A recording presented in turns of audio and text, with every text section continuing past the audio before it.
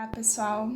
Hoje a gente está na companhia do Anthony Giddens, sociólogo inglês contemporâneo, muito importante para a sociologia contemporânea, um dos grandes pensadores do século XXI, trabalha ainda bastante com teoria social, contribui muito com os estudos na parte de sociologia política, é um dos grandes críticos dos últimos acontecimentos no mundo contemporâneo.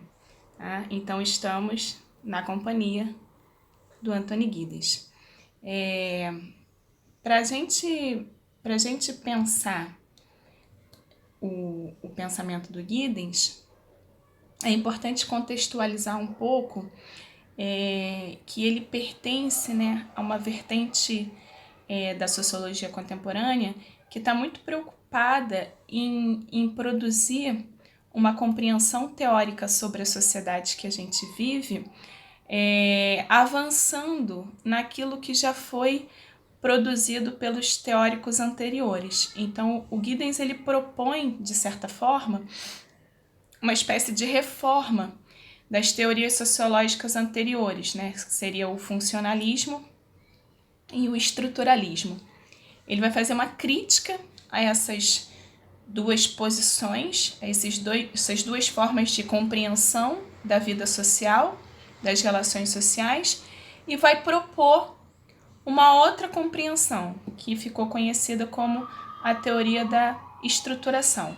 Então, aqui nesse primeiro quadradinho abóbora, a gente vê que ele foi um sociólogo contemporâneo que buscou sintetizar as correntes tradicionais da sociologia contemporânea. O funcionalismo que a gente já viu com a figura do Durkheim, eu vou falar um pouco mais à frente, e o estruturalismo, que tem muitos representantes, talvez o mais importante contemporâneo seja o Pierre Bourdieu.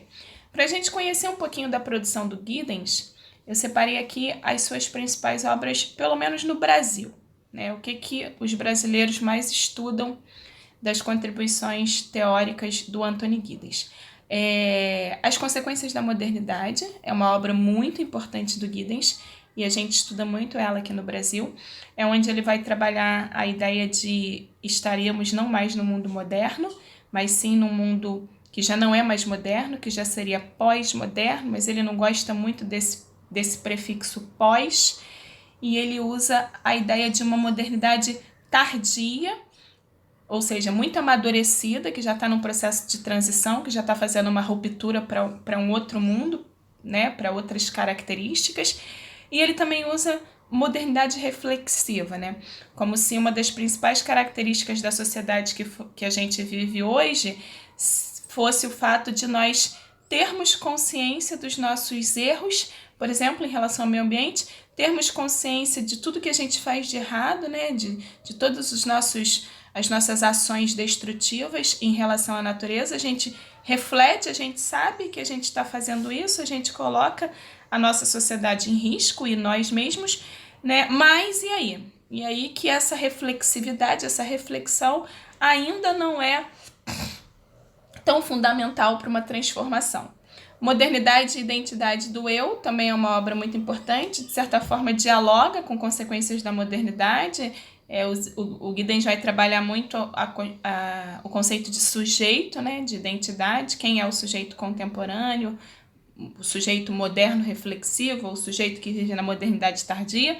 Nessa obra ele dialoga muito com outro sociólogo contemporâneo chamado Stuart Hall. A Terceira Via é uma obra muito importante já na área de sociologia política. O Giddens faz um apurado do que há de melhor no socialismo enquanto sistema de governo e o que há de melhor no capitalismo enquanto sistema produtivo e também sistema de governo. E aí ele propõe uma terceira via, algo que consiga conjugar os dois e que seja melhor que os dois. Essa obra ficou conhecida depois como uma tentativa de pensar uma social-democracia consolidada, aplicável à realidade. Um modelo parecido talvez com o norueguês, o finlandês, né, mostrando como isso é possível de ser aplicado. E a Constituição da Sociedade é uma das suas primeiras obras, dos seus primeiros livros, onde ele vai pensar a relação indivíduo-sociedade e vai pensar também a teoria da estruturação. Dito isso, a gente pode entrar no pensamento do Giddens, tá bom? Então, o Giddens vai dizer, né, que as mudanças sociais que ocorreram nos últimos séculos, ele está falando do século XX, do século XXI, acabaram fomentando, né, construindo um debate sobre o que é o mundo moderno, né, sobre a capacidade da sociedade moderna conseguir explicar quais são seus principais desafios, quais são seus principais problemas, suas principais limitações. Esse debate vai mostrar que esse mundo moderno não consegue mais diagnosticar o que afeta as relações sociais. Não consegue mais diagnosticar que mundo é esse, para onde vamos, não consegue mais diagnosticar nada, como se o mundo moderno tivesse uma incapacidade de lidar com as transformações que estão acontecendo na sociedade. Leia-se aí a globalização, a questão da internet, as novas tecnologias de produção, de informação, como se o mundo moderno não desse mais conta de todas essas transformações. E aí o Giddens e outros autores vão indagar se nós não estaríamos entrando numa pós-modernidade, ou seja, se a sociedade do século XXI, a virada do 20 para o 21, não seria completamente diferente de tudo que a gente já viveu enquanto sociedade. E por isso esse prefixo pós, né? O Giddens ele vai fazer uma análise sobre isso, sobre essa transição do mundo moderno para um mundo pós-moderno, sobre o fato desse mundo atual do século XXI ter sido originado, produzido, resultado de transformações muito diferentes, muito inovadoras, e por isso pensar que nós estaríamos entrando numa nova era, numa era que os valores do mundo moderno não mais explicam. Quais seriam os valores do mundo moderno? Vamos lá. Valores do mundo moderno: a questão da honra, da moralidade, da família tradicional burguesa, a questão da heterossexualidade, a questão daquela identidade única, a questão da religiosidade, principalmente o cristianismo católico. Esses seriam os valores que fundamentaram o mundo moderno. E a questão da luta pela igualdade. O Giddens vai dizer que o século XXI traz outra estrutura de sociedade. A igualdade não mais dá conta, né? As identidades hoje lutam para serem reconhecidas por suas diferenças, né? A heterossexualidade não mais dá conta. Nós temos grupos grandiosos de pessoas que estão lutando por um direito de amar alguém do próprio sexo, né? A homossexualidade, a bissexualidade, a transexualidade, a questão do gênero. Então, esse mundo contemporâneo, ele é muito diferente. Ele é como se ele não coubesse mais no mundo moderno. E por isso a gente pensar uma outra forma de se referir a esse mundo que nós estamos vivendo, e muitos autores vão escolher o termo pós-modernidade. Como eu falei para vocês, o Giddens não gosta muito desse termo, ele critica, ele diz que fica muito nebuloso, né? E ele gosta mais de uma modernidade tardia, como se a gente tivesse amadurecido muito a nossa modernidade e já estivéssemos ali, no final da adolescência para entrar na fase adulta. Por isso, modernidade tardia. Ou ele gosta também de modernidade reflexiva. Então, para o Giddens, a modernidade pode ser compreendida, de uma forma geral, como um estilo, um costume de vida. Um estilo e um costume de vida que ocorre a partir de uma organização social.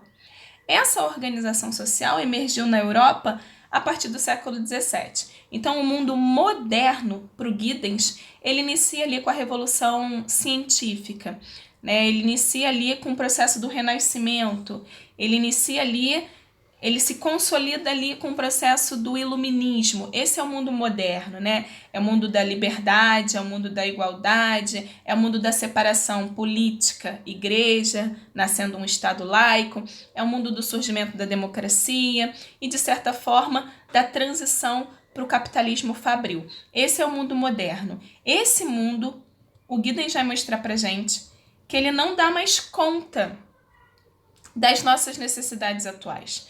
Nós nos transformamos muito enquanto sociedade. E esses valores da modernidade, a honra, a tradição, a heterossexualidade, a religiosidade, a família tradicional burguesa, eles não conseguem mais responder os anseios da sociedade contemporânea, que é a sociedade atual, do século 20/21. E aí ele vai trabalhar com o conceito de desencaixes, que eu gosto muito, que ajuda muito numa redação. O que é um desencaixe, né? É como se nós vivêssemos numa sociedade que está desencaixada. Nós vivêssemos um momento atual onde tudo parece que não está encaixado, né? Parece que tudo está sempre em desequilíbrio, né? Desencaixes como sinônimo de desequilíbrio. Então o Giddens, ele vai mostrar pra gente que por que esses desencaixes acontecem?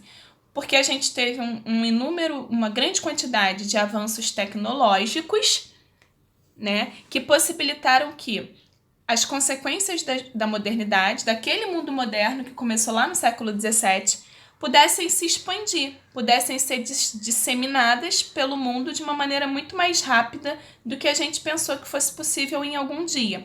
Ele está falando do processo de globalização, que começa lá nos anos de 1990, né, a transição do século XX para o século XXI.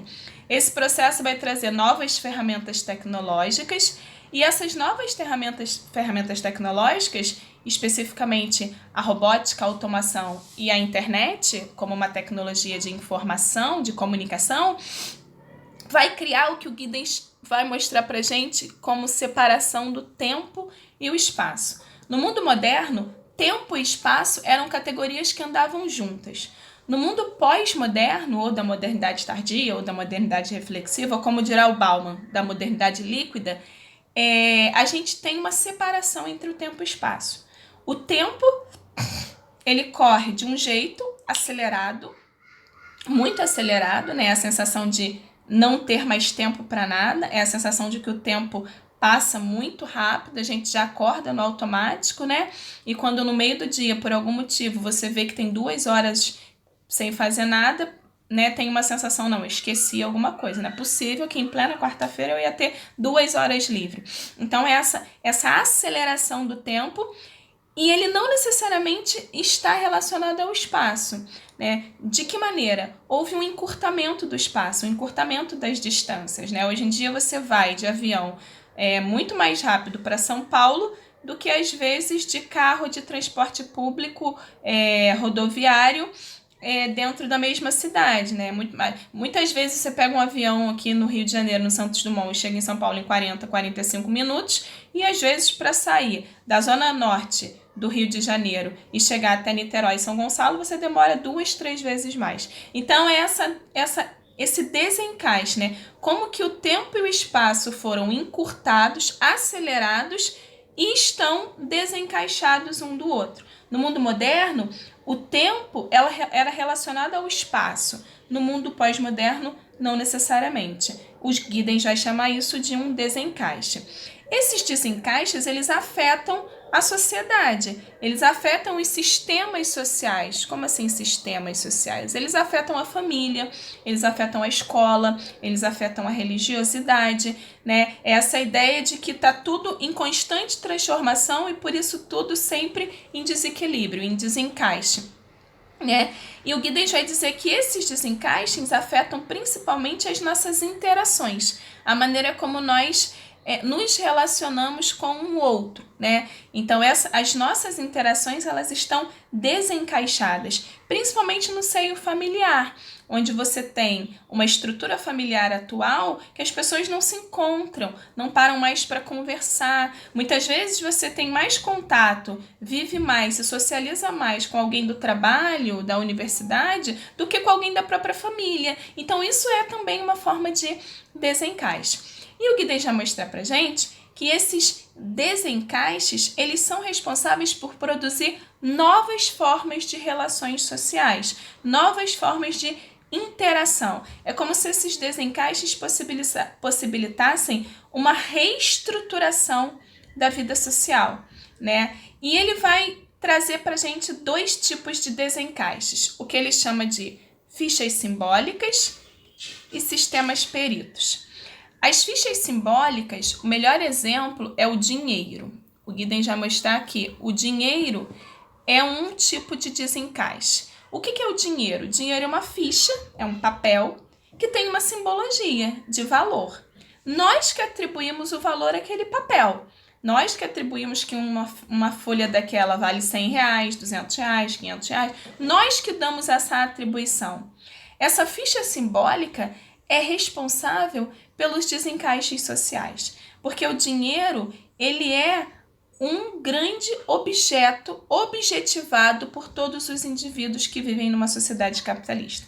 As pessoas nascem, né, precisando de dinheiro, morrem precisando de dinheiro, se levantam da cama para ganhar mais dinheiro. Então o dinheiro, ele seria um responsável por esses desencaixes, né, por essas novas relações sociais, né? E os sistemas peritos? Os sistemas peritos também é uma característica do mundo contemporâneo, que Giddens vai chamar de modernidade tardia ou reflexiva. Os sistemas peritos são aqueles indivíduos que são especializados em serviços que todos nós precisamos. Então, por exemplo, o mecânico é um sistema perito. Quando você deixa o carro na oficina, você não olha para o mecânico e pensa, cara, será que esse cara realmente sabe consertar carro? Você leva o carro para a oficina e você confia, você acredita que ao final do dia você vai passar e pegar o carro consertado. Quando você vai a um ginecologista, um urologista, você não senta na cadeira e fala, cara, será que esse cara realmente se formou? Será que ele realmente vai passar um remédio que ele conhece que vai fazer bem para o meu corpo? Você simplesmente senta, diz o que você está sentindo e confia naquele médico. Ele é um perito no seu problema. Então, os sistemas peritos são essa característica do mundo contemporâneo, do mundo pós-moderno, do mundo reflexivo, da modernidade tardia, da especialização, onde eu confio no outro porque ele é um especialista naquilo e ele vai resolver o meu problema. Mesma coisa, quando eu subo no ônibus para ir para trabalhar, eu não paro e penso, caraca, será que esse cara tirou realmente carteira? Será que ele sabe manobrar? Será que se precisar dar uma ré com esse ônibus desse tamanho ele vai conseguir? Será que ele dormiu a noite toda? Será que ele tá bêbado? Não, eu entro, pago a minha passagem e sento confiando que ele vai me deixar no meu destino final. Então, para o Giddens, toda a organização da vida social moderna estaria baseada na confiança. Confiança que a gente tem tanto no dinheiro, no acúmulo do dinheiro, quanto nos sistemas peritos. Então, os indivíduos depositam nas fichas simbólicas, o melhor exemplo é o dinheiro, e nos sistemas peritos, toda a sua confiança, visto que não é possível que cada indivíduo possua todo o conhecimento técnico sobre tudo que ele precisa para sobreviver.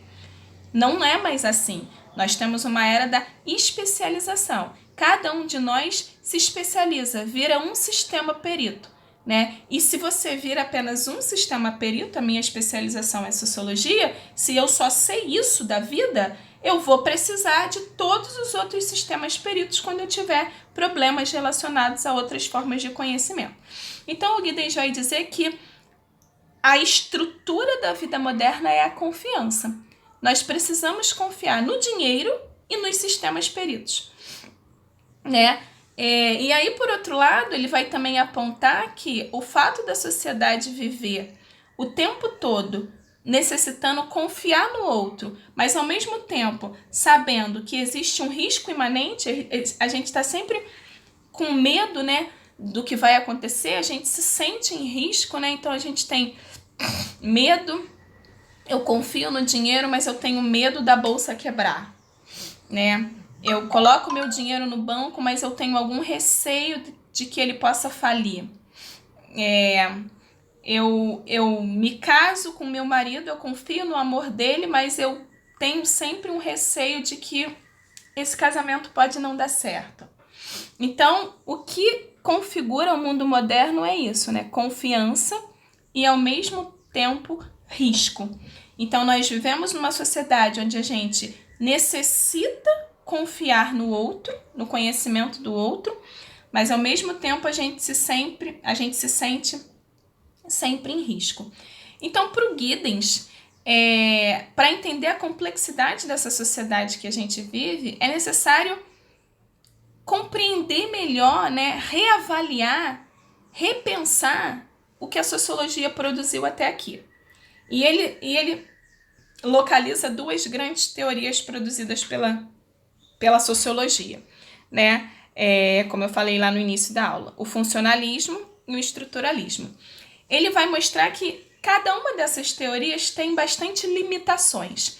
Por exemplo, no funcionalismo, cujo maior representante é o Durkheim, né, existe uma visão de sociedade onde as estruturas sociais, a família, o Estado, a igreja, a escola, representam uma padronização, que é o fato social. As estruturas sociais obrigam os indivíduos a agirem daquela forma. E se eles não agirem daquela forma, se eles não respeitarem aquelas leis, aquelas regras, aquelas normas, eles sofrerão uma coerção. Então, os funcionalistas entendem que a sociedade funciona através das estruturas sociais e os indivíduos são obrigados a agir e pensar de acordo com as normas e com as regras dessas estruturas. Então, se eu vou sem uniforme para a escola, eu vou sofrer uma coerção, por isso eu vou uniformizado, né? Se eu chego atrasada na escola, eu vou sofrer uma coerção, por isso eu me esforço para chegar no horário. Então, o Giddens vai mostrar que o funcionalismo, ele enxerga a sociedade como uma sociedade impositiva, que está o tempo todo obrigando o indivíduo a se encaixar num padrão. E ele vai dizer que isso não reflete o que a gente vive hoje em dia.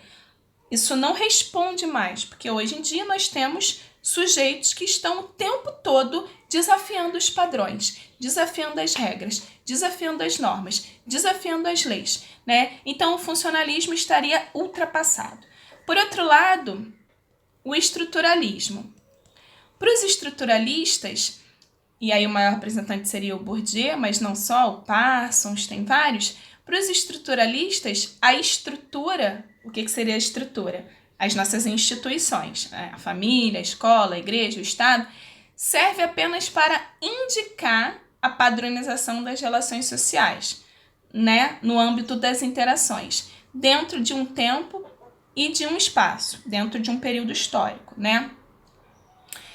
Então, na visão do Giddens, os estruturalistas, eles não conseguem entender que as estruturas sociais, elas são muito mais do que isso, que as estruturas sociais, elas têm o poder de determinar como que nós vamos nos relacionar muito maior. Mas na sociedade contemporânea, esse sujeito, esse indivíduo, ele também se relaciona com a estrutura de uma maneira muito complexa, né? Ele tá transformando a estrutura. Então, a família tradicional burguesa não dá mais conta da nossa sociedade. Hoje, a família tradicional burguesa, pai, mãe, filho, heterossexual, cristão, branco, ocidental.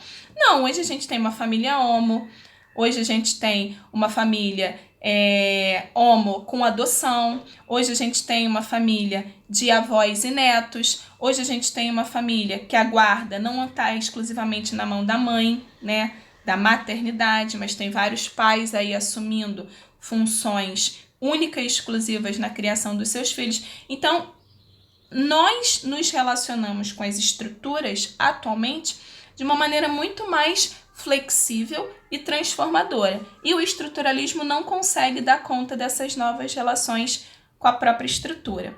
E aí, pensando nisso, o Giddens cria a sua principal teoria, que é a teoria da estruturação, que é o que a gente vai entrar agora nesse momento. Para o Giddens, a estrutura é considerada como um conjunto de regras e de recursos. Essas regras e esses recursos, né, acabam influenciando a vida das pessoas e permitem que as pessoas se relacionem a partir daquelas regras e daqueles recursos, né? Então, é como se as nossas práticas sociais, as nossas relações, estivessem o tempo todo influenciadas por essas regras, por esses recursos da estrutura. Porém, a estrutura, ela não é algo estático. Nós temos a capacidade de aumentar e diminuir essa estrutura. Então, por exemplo, vamos pensar no casamento como uma estrutura, né? Casamento monogâmico heterossexual como uma estrutura. Na sociedade atual, os indivíduos, os sujeitos, eles conseguem flexibilizar a estrutura casamento. Com a ideia, por exemplo, de uma vida a dois aberta, um relacionamento aberto, com a ideia, por exemplo, de um casamento não registrado no civil, mas somente uma declaração de união estável. Então, olha como que nós, flexibilizamos, modificamos as estruturas, entendendo a estrutura como regras que nos são impostas. Então, para o Giddens, essas regras das estruturas são elementos normativos, são códigos, são normas, são códigos que significam coisas, e nós nos relacionamos com esses significados não de maneira estática, a gente transforma esses significados de acordo com os nossos desejos, com as nossas vontades, Então, esses recursos, essas normas, elas são de dois aspectos, Elas são alocativas e elas são impositivas. São alocativas porque dependem da nossa interpretação, nós que as interpretamos. Mas, ao mesmo tempo, são impositivas porque, via de regra, quando a gente as desobedece totalmente, a gente sofre uma coerção. Então, o Giddens, ele vai mostrar na teoria da estruturação que a sociedade contemporânea, ela pega a estrutura, por exemplo, casamento, por exemplo, o Estado, por exemplo, a educação, são estruturas. E, a partir dessa estrutura, os indivíduos, eles agem em cima dessa estrutura. E aí você tem uma estruturação. O que é uma estruturação? É uma ação de agir, modificar, transformar a própria estrutura. E isso acontece quando nós reproduzimos práticas sociais, através das nossas interações, nos apoiando nas regras, nas normas, mas produzindo, criando, reproduzindo novas práticas sociais. E aí, quando a gente pensa, por exemplo, o casamento homoafetivo, é uma estruturação, é uma ação inovadora, transformadora em cima da estrutura casamento. Para o Giddens, isso é a complexidade da nossa sociedade contemporânea. Nós estamos o tempo todo modificando as nossas estruturas, ou seja, o tempo todo nós estamos fazendo uma estruturação, modificando, transformando, produzindo, reproduzindo as nossas próprias estruturas, Então, ele vai dizer, a estruturação se refere às condições, gerando a continuidade das práticas sociais, que são produzidas e reproduzidas quando os indivíduos estão em interação. Nesse sentido, a gente pode dizer que a teoria do Giddens é um pouco mais completa do que tanto o funcionalismo quanto o estruturalismo, porque só com a teoria do Giddens que o agente, o indivíduo, o sujeito, no caso a Pamela, tem a capacidade, o poder de modificar, de transformar as estruturas. E ao fazer essa transformação, o Giddens vai dizer que nós estamos fazendo uma estruturação. Pessoal, é isso. É um pensamento mais complexo, é um autor um pouco mais difícil, mas ele é muito importante para a gente entender essa sociedade contemporânea, né, que é chamada de pós-moderna, modernidade tardia, reflexiva, como dirá o Bauman, que é o nosso próximo autor, líquida.